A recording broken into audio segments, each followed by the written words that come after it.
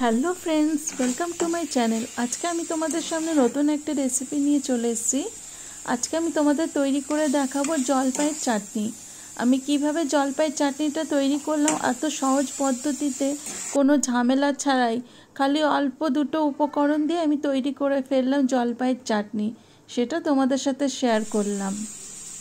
এখন তো বাজারে অনেক জলপাই উঠেছে, জলপাই পাওয়া যায় বাজারে।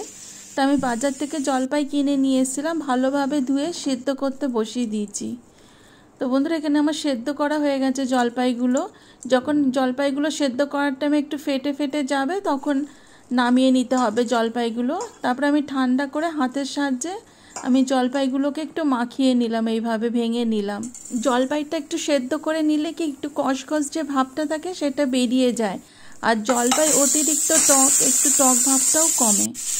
এখানে আমি কড়াইতে তেল দিয়ে দিয়েছি, তেলের মধ্যে আমি অল্প পাঁচফোড়ন দিয়ে দিলাম। দিয়ে আমি জলপাইটা যে হাত দিয়ে মেখে রেখেছিলাম সেটা দিয়ে দিলাম জলপাইটা, আর স্বাদ মতন লবণ দিয়ে দিলাম, আর সামান্য হাফ চামচ মতন হলুদের গুঁড়ো আর হাফ চামচ লাল শুকনো লঙ্কার গুঁড়ো দিয়ে দিলাম। দিয়ে আমি ভালোভাবে জলপাইটাকে মিক্স করে নেব মশলার সাথে। এখানে আমি ভালোভাবে মিক্স করে নেব।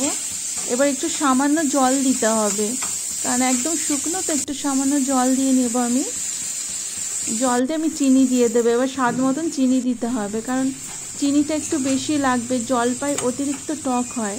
তাও সেদ্ধ করে ফেলে নিয়েছি, তাই জলপাইয়ের চিনিটা একটু বেশি লাগে, তো চিনি দিয়ে দিলে। আপনারা চাইলে গুড় দিয়েও করতে পারবেন। তা আমার কাছে গুড় ছিল না, আমি চিনি দিয়ে করলাম। তো চিনিটা একটু কম হয়েছিল, আমি আরেকটু চিনিটা দিয়ে দিলাম।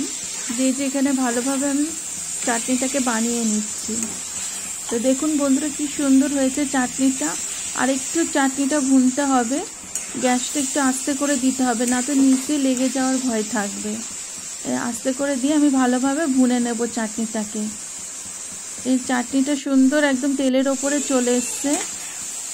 দেখুন, খেতে অনেক টেস্টি হয়েছিল চাটনিটা। আর এখন সিজনের জলপাই তো খেতে ভালো লাগে, টক মিষ্টি ঝাল। এই চাটনি বানিয়ে রেখে দিলে, বানিয়ে এইভাবে কাচের বোতলে ভরে রেখে দিলে অনেক দিন থাকবে। এইভাবে আপনারা টক মিষ্টি ঝাল জলপাইয়ের চাটনি তৈরি করে সংরক্ষণ করে রেখে দিতে পারবেন অনেক দিন। কাচের বোতলে ভরে ফ্রিজে রেখে দিলে অনেক দিন আপনারা রেখে খেতে পারবেন। আর শীতের টাইমে রোদে বসে বসে জলপাইয়ের আচার খেতে খুবই ভালো লাগে ছাদে বসে। তো এইভাবে আপনারা বানিয়ে নিতে পারবেন।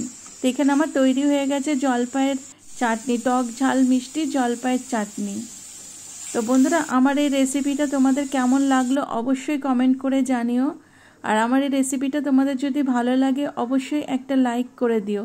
আর যেসব বন্ধুরা এখন আমার চ্যানেলটা সাবস্ক্রাইব করেনি, প্লিজ আমার চ্যানেলটা সাবস্ক্রাইব করে দিয়ে আমার পাশে থাকার জন্য অনুরোধ রইল।